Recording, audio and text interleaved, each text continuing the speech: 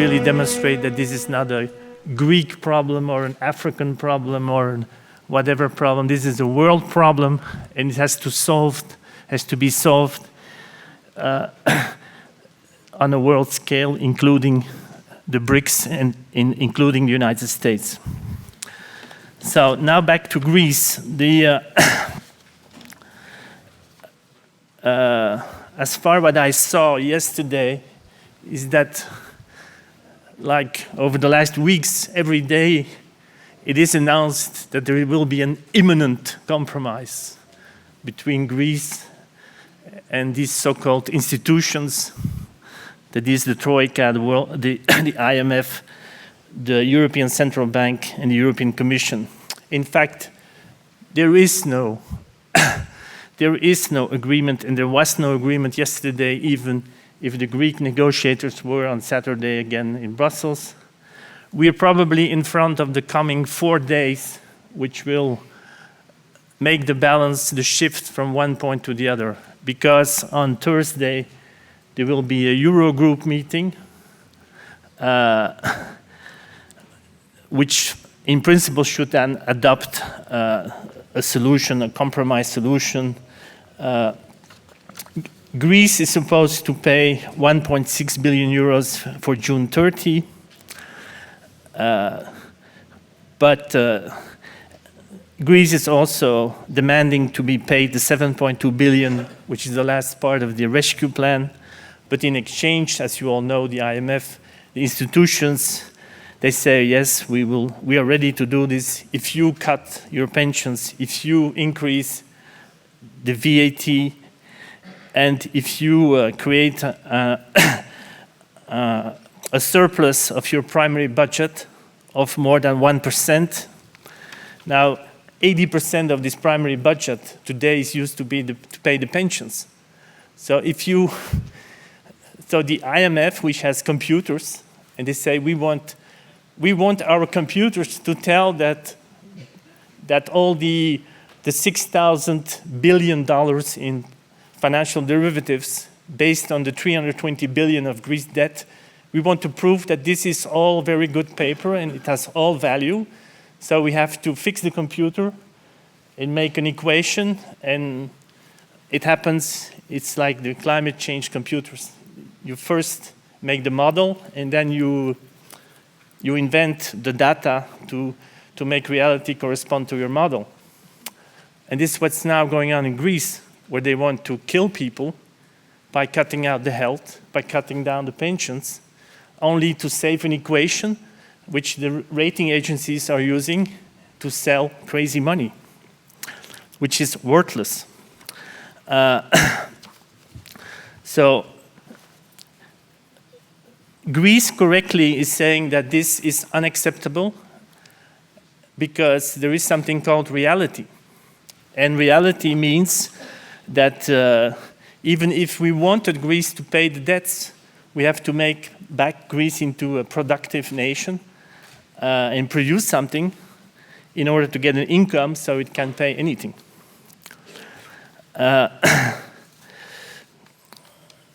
So since 2012, in reality, maybe somebody bought Le Monde of today. They have a big title, default of Greece is now on the agenda. It's being discussed. It's now authorized to use the word. In reality, since 2012, the banks are bankrupt. The banks who run the Greek debt are bankrupt. They are defaulting, not Greece.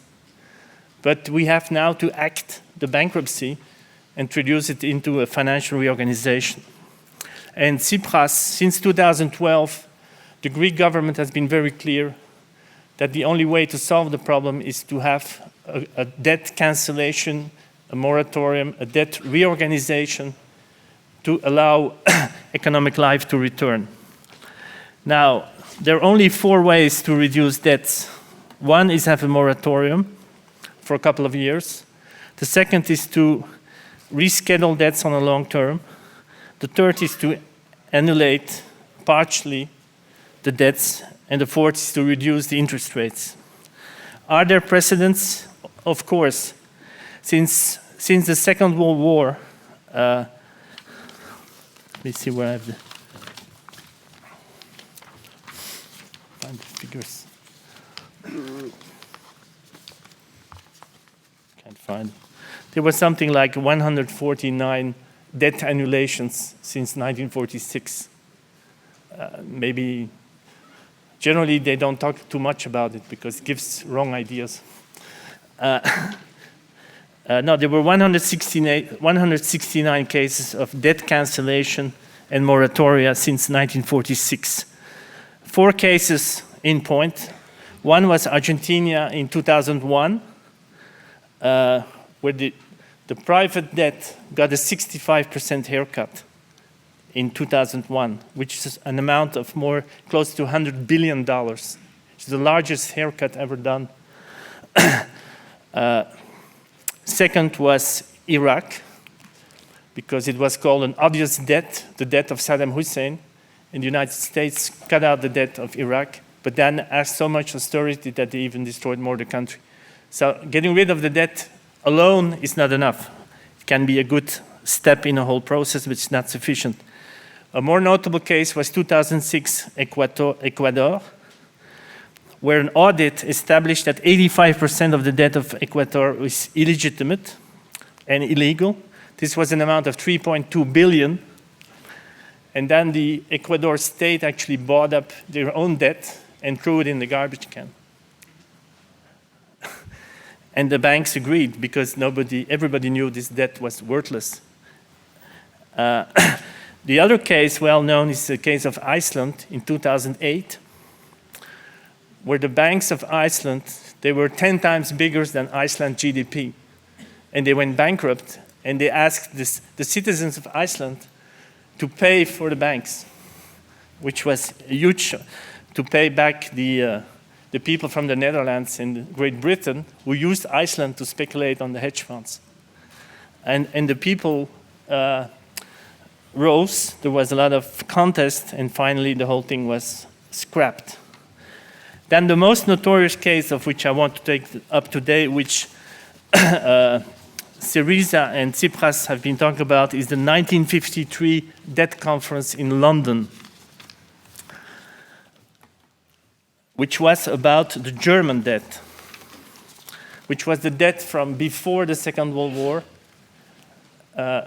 which was the remaining debt of the Treaty of Versailles, which Germany actually never succeeded paying because it was completely overblown, and which was completely preventing the reconstruction of the entire Europe after the Second World War. So when Eisenhower came in 1952, then on February 27, 1953, there was an agreement in London, basically organized by Hermann Abs, who was a prominent German banker of Deutsche Bank.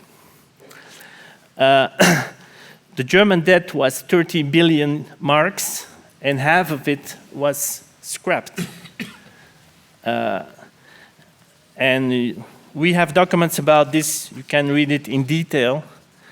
But the principle was very simple. The principle was exactly what I said before. There were actually 4 principles. The first principle was that the German debt, the reimbursement of the debt, should never be more than 5% of revenues from exports. So can you imagine if you would do this?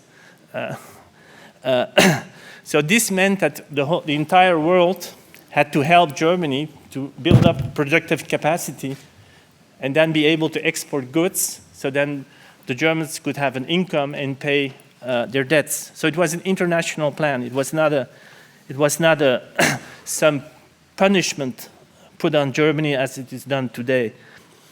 So the people who gave up the debt of Germany was the United States, England, France, Greece, Spain, and Pakistan, which today themselves have a lot of debts.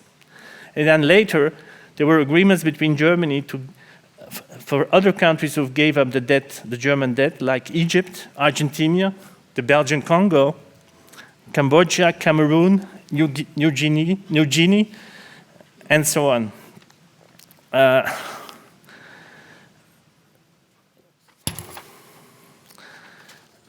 The important thing was also that this debt this conference in 1953 treated both the private and the public debt.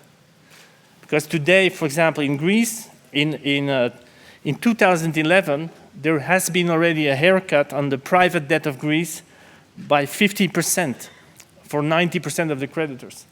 But 10% of the private debt of Greece is now in the hands also of vulture funds, which we know in Argentina and elsewhere, which are going to use the debt as a way to make enormous amounts of profit. So the conference on the German debt in 1953 settled both the private and the public debt. And this is exactly what we should do. The people in Greece thought that after the elections, that people in Italy, in France, in Portugal would somehow shift the whole European orientation. And they had a big illusion on François Hollande that France would organize a conference, even in Paris, to solve all the debt situation of the entire Eurozone based on these sound principles which have proven, which were the basis of the German miracle, economic miracle in 1953. And to conclude, Varoufakis, in one of his latest statements of June 5th, said what we need is a call for hope. And he reminds the world that in 1944, actually initially there was the Morgenthau Plan, which decided to take out all the industry of Germany and to make it a pastoral country, only based on green ecologism. No more industry. For 2 years, this was decided, and it was signed by the United States and the United Kingdom in September 1944. But then there was, in 1946, there was the Secretary of State of the United States, James Burns.